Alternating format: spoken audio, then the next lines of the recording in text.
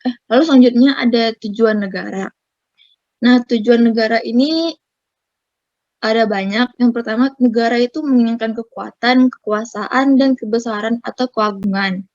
Lalu juga negara juga ingin juga memiliki tujuan untuk memiliki kemerdekaan. Dan selanjutnya juga negara itu ingin kesejahteraan dan kebahagiaan hidup, keadilan, serta kepastian hidup dan keamanan dan ketertiban itu juga sebagai tujuan negara. Lalu selanjutnya terdapat dua aliran dalam perwujudan tujuan negara, yaitu yang pertama, aliran liberal individualis. Maksudnya, aliran ini berpendapat bahwa kesejahteraan dan kebahagiaan itu dapat dicapai dengan politik dan sistem ekonomi liberal yang melalui persaingan bebas.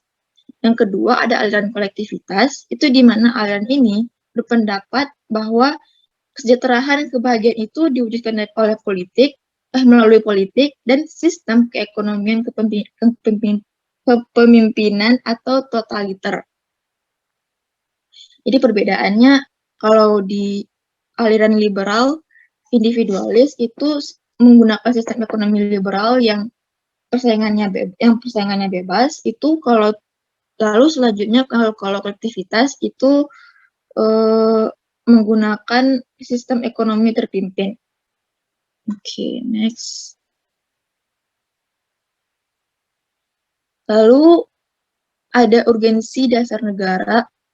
Dasar negara itu diperlukan sebagai landasan dan sumber dalam membentuk dan menyelenggarakan negara. Dan juga dasar negara itu akan menjadi suatu norma dasar dalam penyelenggaraan bernegara yang menjadi sumber dari segala hukum. Yang menjadi sumber dari segala sumber hukum. Sekaligus sebagai cita hukum atau recite baik tertulis maupun tidak tertulis dalam suatu negara. Lalu selanjutnya juga dasar negara itu akan mengarahkan hukum pada cita-cita bersama dari masyarakatnya.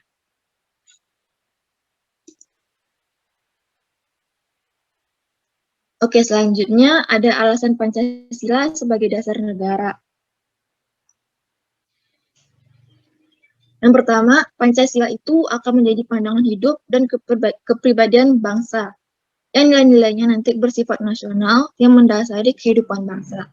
Dan nantinya nilai-nilai tersebut akan menjadi perwujudan dari aspirasi.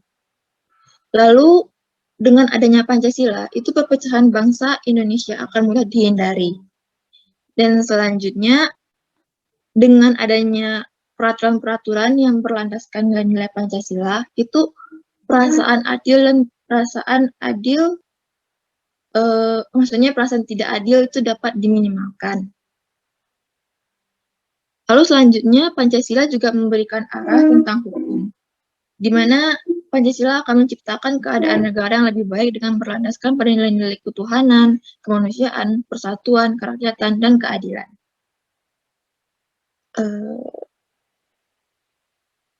Lalu, bab selanjutnya yaitu sumber yuridis, historis, sosiologis, dan politis tentang Pancasila sebagai dasar negara.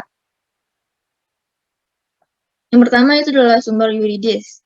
Sumber yuridis, jadi secara yuridis, Pancasila itu merupakan dasar negara Republik Indonesia sebagaimana terdapat pada pembukaan Undang-Undang Dasar Negara Indonesia tahun 1945, yang dimana nantinya kelahiran Pancasila tersebut akan ditempa dalam proses kebangsaan Indonesia melalui Undang-Undang Dasar, dan nantinya akan menjadi payung yang nantinya Undang-Undang Dasar tersebut, Undang-Undang Dasar 1945 tersebut akan menjadi payung hukumnya. Lalu selanjutnya ada sumber histori Pancasila, itu biasanya berasal dari penggunaan hasil-hasil pemikiran filsafat Pancasila untuk mengembangkan pendidikan Pancasila. Lalu ada sumber sosiologis Pancasila. Yang pertama ada nilai-nilai ketuhanan atau religiusitas, di mana itu merupakan sumber etika dan spiritualitas yang dianggap penting sebagai fundamental etika kehidupan bernegara.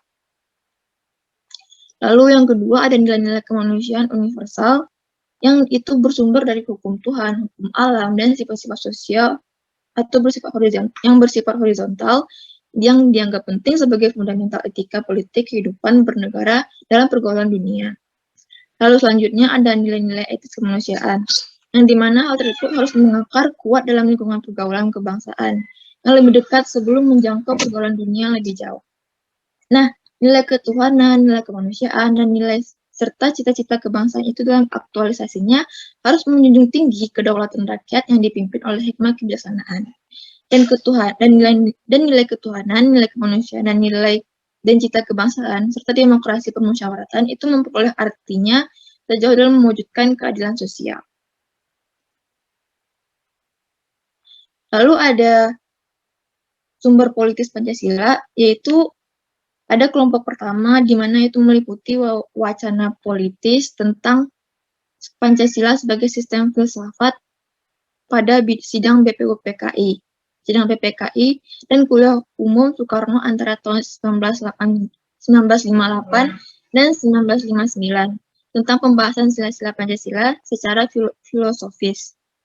Lalu yang kedua, kelompok kedua itu mencakup berbagai argumen politis tentang Pancasila sebagai sistem filsafat yang disuarakan kembali di era reformasi dalam pidato politik Habibie 1 Juni 2011. Baiklah, selanjutnya untuk materi selanjutnya saya kembalikan dulu kepada moderator. Baik, terima kasih kepada Leoni.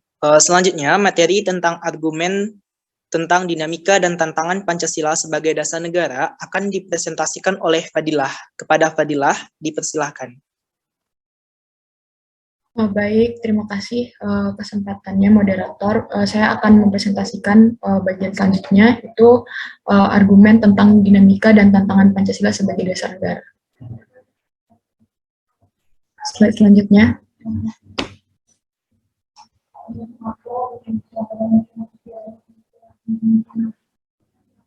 Next. Yang pertama itu kita akan bahas argumen tentang dinamika Pancasila. Seperti yang kita tahu dalam implementasi Pancasila ini itu terjadi pasang surut dalam pemahaman dan pelaksanaan nilai-nilai Pancasila. Mungkin pada masa Soekarno itu lebih dulu itu di tahun 1960-an itu lebih populer Nasakom dibanding Pancasila. Maksudnya di sini Nasakom ini adalah konsep politik dari Soekarno itu, atau ide dari visi Soekarno yang berusaha untuk menyatukan berbagai ideologi dalam ranah politik. Dan pada masa itu Nasakom ini dianggap sesuai dengan nilai Pancasila yang tujuannya untuk melawan imperialisme Barat. Dan pada masa kedua, pada masa Soeharto itu ideologi Pancasila menjadi azas tunggal bagi semua organisasi politik, orpol, dan organisasi masyarakat. Pada masa Soeharto ini, Pancasila itu dijadikan sebagai pembenar kekuasaan melalui penataran P4, yaitu pedoman, penghayatan, dan pengalaman Pancasila. Apa itu P4? P4 itu adalah panduan tentang pengalaman Pancasila dalam kehidupan bernegara semasa Soeharto. Lalu yang ketiga itu pada masa era reformasi. Nah, pada masa era reformasi ini, enggannya para penyelenggara negara mewacanakan tentang Pancasila yang akhirnya berujung pada hilangnya Pancasila di kurikulum nasional. Pada masa reformasi ini bisa disimpulkan bahwa adanya kehilangan respek terhadap Pancasila ini karena adanya pengekangan dan pembatasan yang dilakukan pada orde sebelumnya, sehingga konsekuensinya adalah ketika berada di euforia kebebasan, hal-hal yang berbau orde baru itu ditinggalkan, termasuk Pancasila. Sehingga bisa dikatakan pada masa reformasi ini, Pancasila itu nomor sekian untuk pembangunan bangsa. Lalu semakin lama timbul kesadaran penyelenggaraan negara tentang pendidikan Pancasila di perguruan tinggi yang berlangsung hingga saat ini. Yang kedua itu tentang Pancasila dalam kehidupan berbangsa dan bernegara. Tantangan Pancasila dalam kehidupan berbangsa dan bernegara, yaitu meletakkan nilai Pancasila tidak dalam posisi sebenarnya yang membuat nilai Pancasila menyimpang dari kenyataan hidup berbangsa dan bernegara, merupakan salah satu tantangan Pancasila terhadap kehidupan berbangsa bernegara. Di sini saya beri contoh, itu contoh salah satu penyimpangan dari Pancasila ini itu adalah pengangkatan presiden seumur hidup oleh MPRS dalam TAP nomor 3 garis miring MPRS garis miring 1960, yang dimana di sini poinnya adalah tentang pengangkatan Soekarno sebagai presiden seumur hidup. Hal ini jelas bertentangan dengan pasal 7 Undang-Undang Dasar 1945 yang menyatakan dalam poin undang-undang itu adalah presiden dan wakil presiden memangku jabatan selama 5 tahun. Sesudahnya dapat dipilih kembali. Nah, dalam undang-undang ini ditegaskan bahwa seharusnya itu dilakukan pemilihan secara periodik. Jadi dalam masa pemerintahan itu ada batas waktunya, yaitu selama 5 tahun. Lanjut. Yang kedua itu esensi dan urgensi Pancasila sebagai dasar negara. Yang pertama, esensi dari Pancasila sebagai dasar negara, yaitu menjaga integrasi dan keutuhan bangsa, baik secara ideologi maupun secara teritori.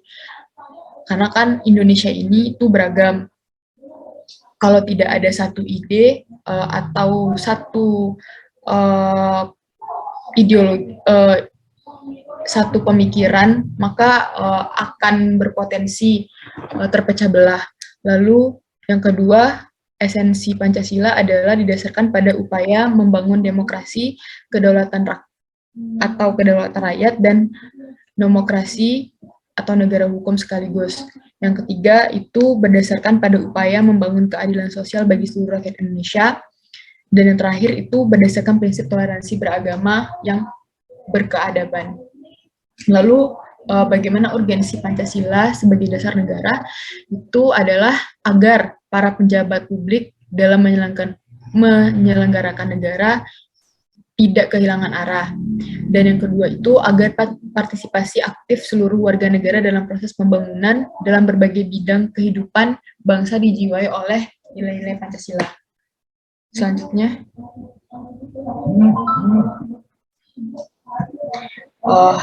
yang terakhir itu adalah makna dan pentingnya Pancasila sebagai dasar negara.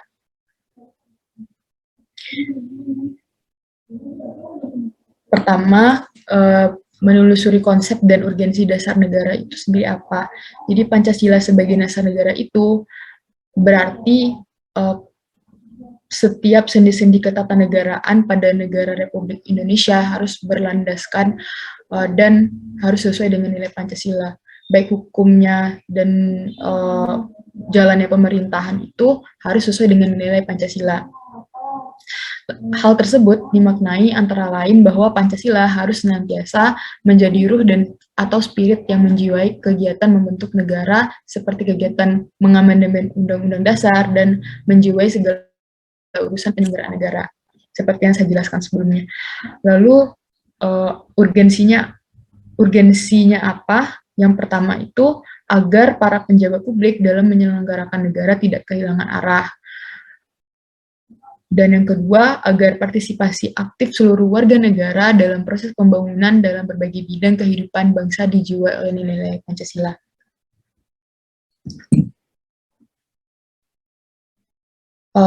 Mungkin sekian dari saya, ini referensi dari kelompok kami, dikembalikan kepada moderator.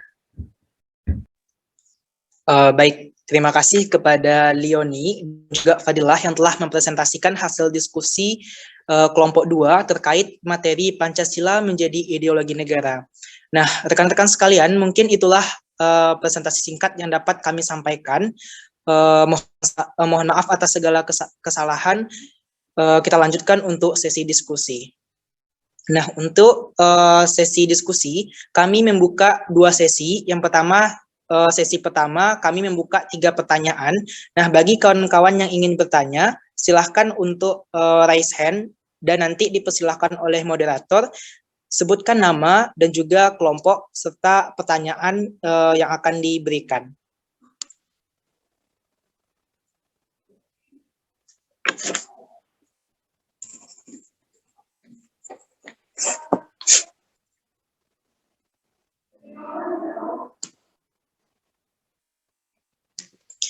Baik, langsung saja sudah ada satu orang penanya, yaitu Marisa. Kepada Marisa, disilahkan.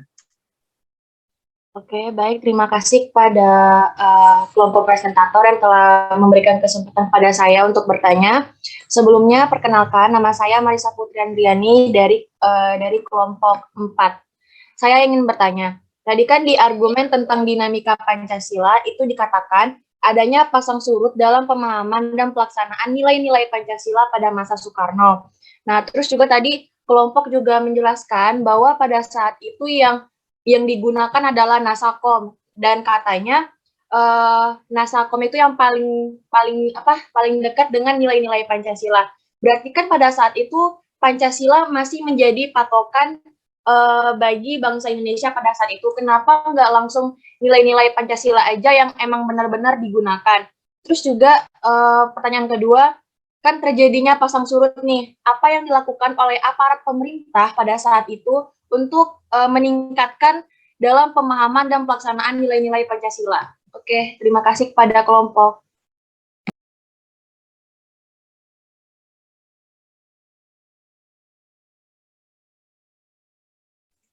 Baik, terima kasih kepada Marisa. Selanjutnya ada penanya kedua, yaitu Violanda. Kepada Violanda, disilahkan. Baik, terima kasih atas kesempatannya, moderator. Saya Violanda Rahayu dari kelompok 1, izin bertanya kepada kelompok penyaji.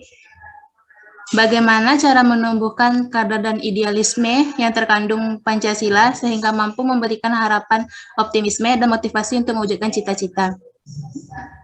Mungkin sekian pertanyaan dari saya, dikembalikan kepada moderator. Baik, sebelumnya mohon maaf, apakah boleh diulangi satu kali lagi, Vio?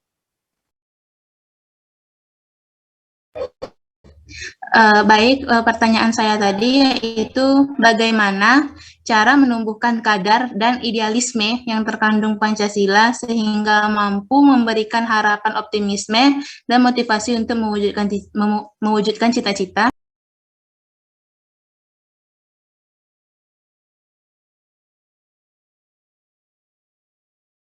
Baik, terima kasih kepada Violanda.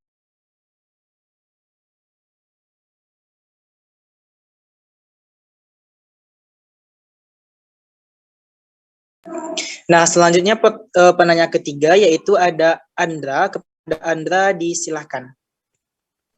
Baik, terima kasih moderator. Saya Andra Oktaviansyah Putri, NIM 21103230008 dari Prodi Psikologi, Fakultas Kedokteran. Saya ingin bertanya, bagaimana pendapat kelompok terhadap aturan di dalam Undang-Undang Dasar? Apakah terdapat larangan dinasti politik seperti yang terlihat saat ini?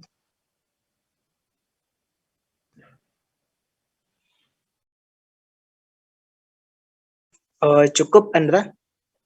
Iya, cukup. Oke, baik. Terima kasih kepada Andra atas pertanyaannya.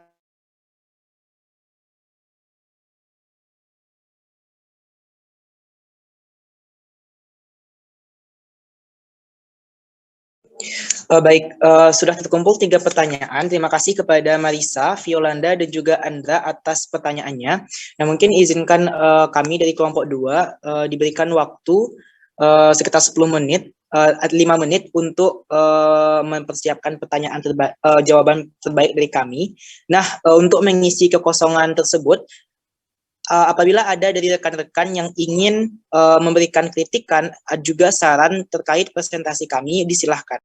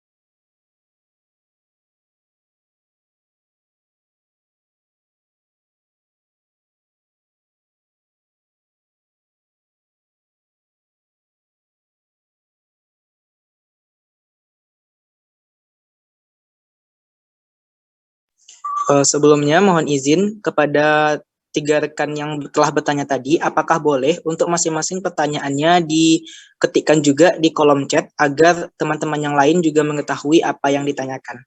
Terima kasih.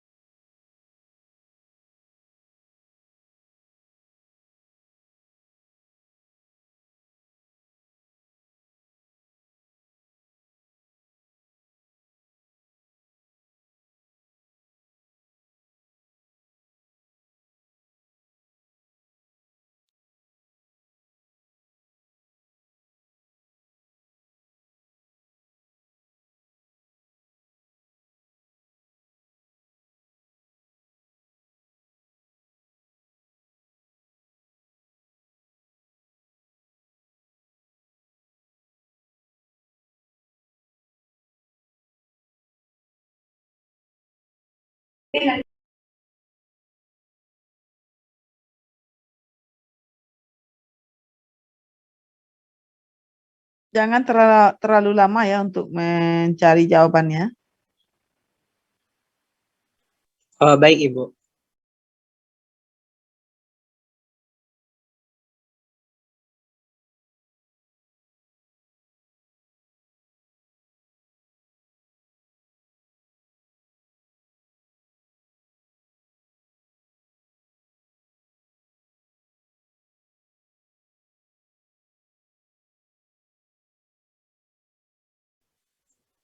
Baik,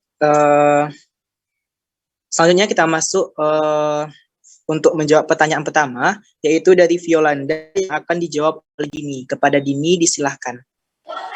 Terima kasih atas kesempatan yang diberikan oleh moderator kepada saya. Saya akan mencoba menjawab pertanyaan dari Violanda, yang mana pertanyaannya yaitu, bagaimana cara menumbuhkan kadar dan idealisme yang terkandung Pancasila sehingga mampu memberikan harapan optimisme dan motivasi untuk mewujudkan cita-cita. Jawabannya yaitu, dengan menempatkan Pancasila sebagai falsafah dan pedoman hidup bangsa Indonesia, yang artinya adalah bangsa Indonesia mempunyai jiwa Pancasialis di segala bidang kehidupan berbangsa dan bernegara yang mengacu pada Pancasila yang terkandung dalam pada sila-sila yang terkandung dalam Pancasila, sehingga rakyat Indonesia termotivasi untuk mengamalkannya. Sekian, terima kasih. Baik, terima kasih kepada Dini. Nah, selanjutnya mungkin ada tambahan jawaban dari Raihan. Kepada Raihan, disilahkan.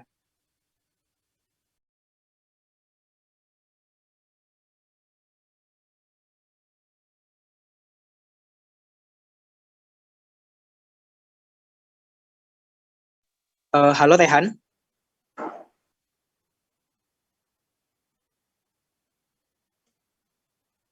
Baik, mungkin ada kendala. Nah, terima kasih kepada Dini yang telah menjawab pertanyaan dari Violanda. Dikembalikan kepada Violanda, apakah puas dengan jawaban dari Dini tersebut? Baik, terima kasih kepada tim penyaji yang telah menjawab pertanyaan tadi. Saya rasa sudah cukup dan bisa dipahami. Terima kasih. Baik, terima kasih kembali Violanda.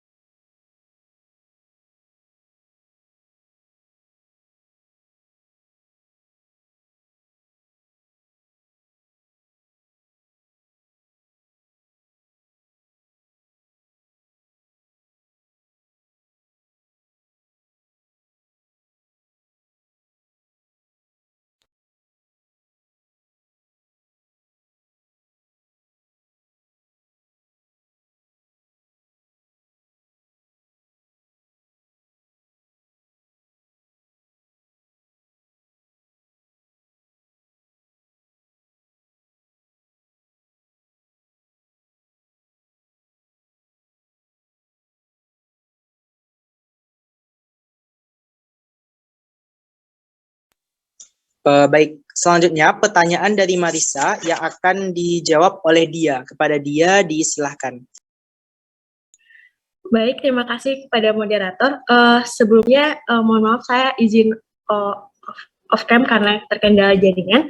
Perkenalkan, saya Nabila Dejenita akan mencoba menjawab pertanyaan dari Marisa Putri Andriani.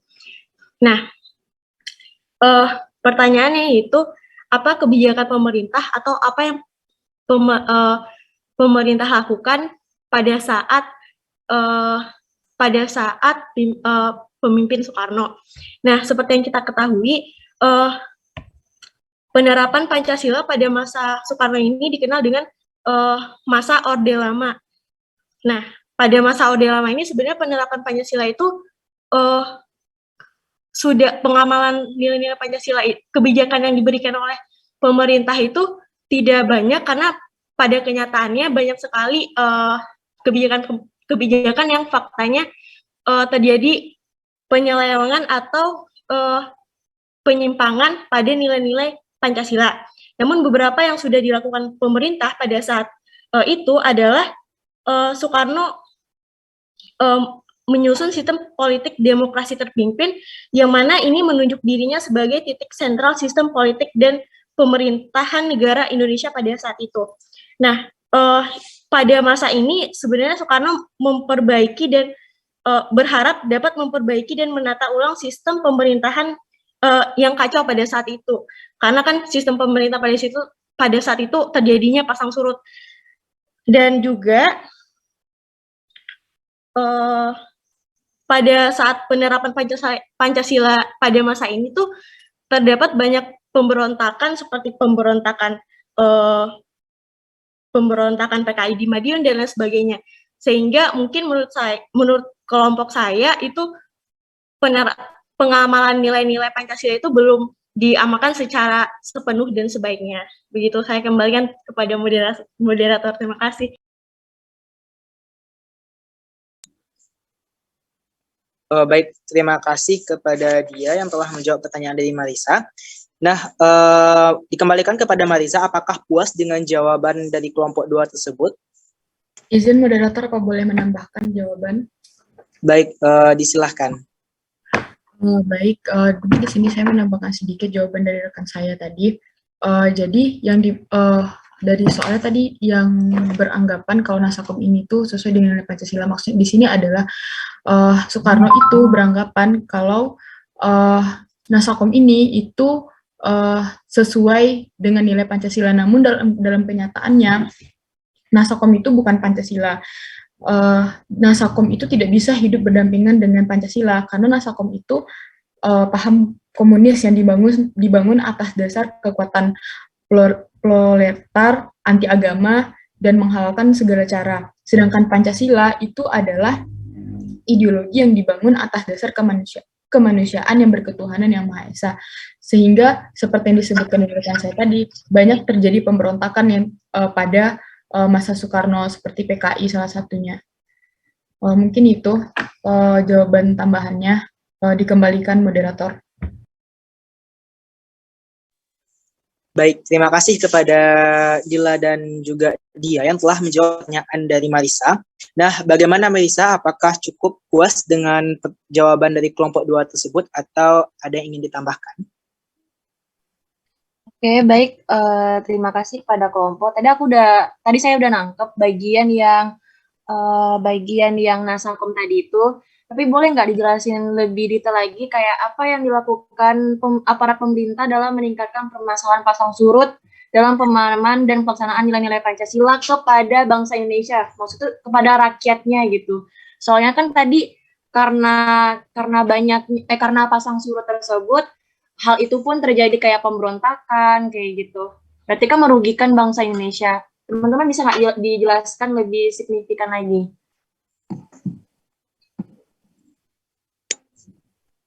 Baik, terima kasih Marisa atas tambahan ataupun sanggahannya. Nah, mungkin untuk menyetarakan jawaban, kami akan menjawab dulu pertanyaan dari Andra, baru nanti dilanjutkan oleh tambahan dari pertanyaan Marisa. Nah, mungkin jawaban dari pertanyaan Andra akan dijawab oleh Raihan. Kepada Raihan, disilahkan. Baik, terima kasih moderator. Andra, yang mana pertanyaannya itu adalah di Undang-Undang 1945 ada atau tidak larangan menjadi wali kota terus ibaratnya menjadi petinggi MK? Jawabannya tentu tidak boleh karena itu terjadi diskriminasi. MK menyatakan bahwa politik dinasti itu melanggar hukum. Uji materi dilakukan kepada pasal 7 huruf R Undang-Undang Nomor 8 Tahun 2015 tentang pemilihan gubernur, bupati, dan wali kota terkait syarat yang melarang bakal calon kepala daerah memiliki hubungan darah atau perkawinan dengan petahana. Menurut Majelis Hakim Konstitusi menilai pasal itu bertentangan dengan pasal 28I ayat 2 Undang-Undang 1945. MK menyadari dilegalkannya seorang yang memiliki hubungan darah atau perkawinan dengan kepala daerah dapat membuat politik dinasti. Jadi secara undang-undang, di Undang-Undang Dasar, politik dinasti ini dilarang. Mungkin sekian, dikembalikan ke moderator.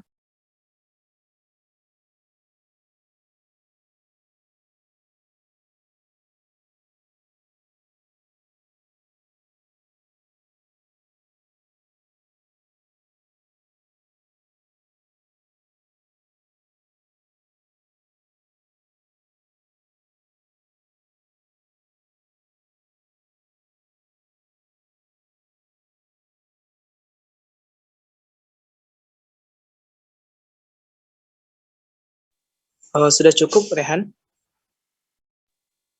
Cukup, moderator. Baik, dikembalikan lagi kepada Andra. Apakah puas dengan jawaban yang telah diberikan oleh kelompok 2? Saya cukup puas dengan jawabannya. Cuma saya mau bertanya sedikit mungkin untuk pandangan teman-teman, kalau misalnya terjadi saat ini, itu apakah kayak dibiarkan saja atau gimana ya? Soalnya saya baca berita bahwa adik kandung dari Bapak Jokowi itu akan menikah dengan petinggi MK. Jadi apakah itu kayak sebuah kebetulan di mana peraturan dari MK nanti bisa diubah tentang politik dinasti atau ya udah dibiarkan saja. Mungkin teman-teman juga boleh berpendapat. Apakah cukup, Andra? Iya, cukup. Oke, baik. Mungkin izin ya, Faizan untuk menanggapi dari tambahan pertanyaan tadi. Nah, mungkin terkait hal tersebut ya, sebab kita berbicara secara logika saja. Nah, itu adalah hal yang bisa jadi dalam konteks kita tidak tahu, itu memang adalah strategi politik mereka. Nah, itulah salah satu tugas dan fungsi kita untuk mempelajari dinamika politik yang terjadi pada saat sekarang ini, khususnya sebagai mahasiswa. Nah, sekarang dari kita harus memberikan satu solusi seperti itu. Nah, sekarang kita belum dapat untuk menentukan solusi konkret karena kita belum didengar pendapat kita secara nyata seperti itu. Nah, oleh sebab itu, sekarang kita sebagai mahasiswa yang diberikan bekalan khususnya tentang politik, salah satunya di Pancasila ini, kita bisa untuk memberikan ide-ide kepada pemerintah ataupun kita bisa nantinya untuk terjun langsung ke dunia tersebut. Karena kita bisa merubah suatu sistem politik apabila kita memiliki kekuasaan di sistem tersebut. Nah, untuk hal yang terjadi saat sekarang ini, mungkin kita hanya bisa memberikan saran-saran kepada pemegang kekuasaan saat ini. Bisa dari postingan-postingan propaganda di sosial media dan lain sebagainya. Karena sekarang hanya sebatas itu yang bisa kita lakukan, hanya memberikan ide-ide dan juga propaganda, kritikan-kritikan kritis sebagai seorang mahasiswa yang melihat krisis pemerintahan yang terjadi di negara kita saat sekarang ini. Dikembalikan.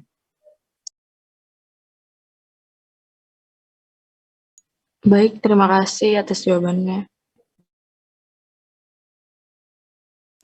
Baik, terima kasih Andra dan juga terima kasih kepada Rehan yang telah menjawab pertanyaan tersebut.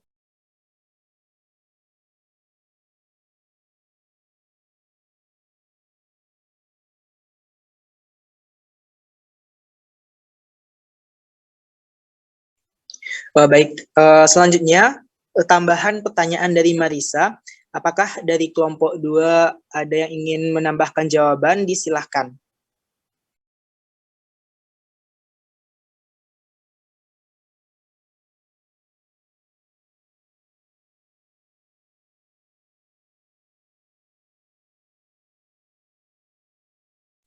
Nah, atau dari rekan-rekan sekalian untuk sesuai dengan kata bijak di awal presentasi tadi, untuk menjadi seorang pemuda yang menciptakan perubahan, salah satunya kita wujudkan dari respon dan peran aktif kita dalam diskusi pada pagi hari ini.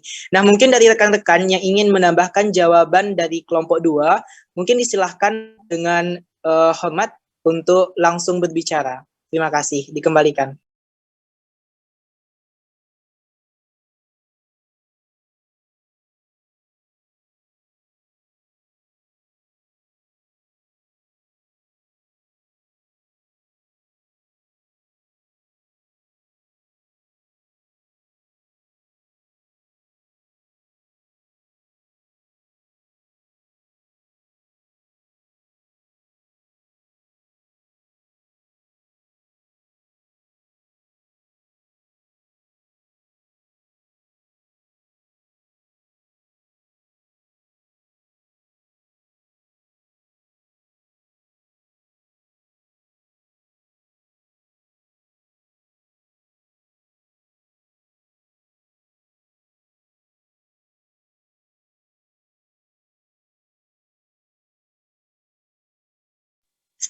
Nah, mungkin jawabannya dapat disampaikan oleh dia, kepada dia disilahkan.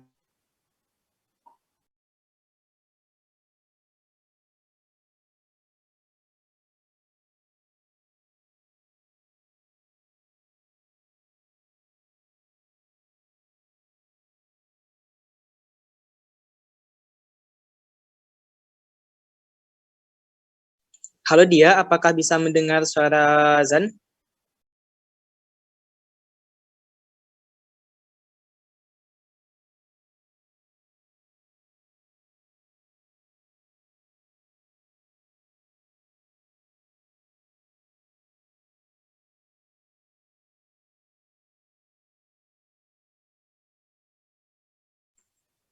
Oke, baik. Mungkin untuk pertanyaan lebih dalam dari pertanyaan Marisa, nanti akan kita kupas juga bersama dengan Ibu. Nah, mungkin untuk sesi pertama ini kita cukupkan saja dengan 3 pertanyaan dan juga jawaban-jawaban yang telah diberikan oleh kelompok 2. Nah,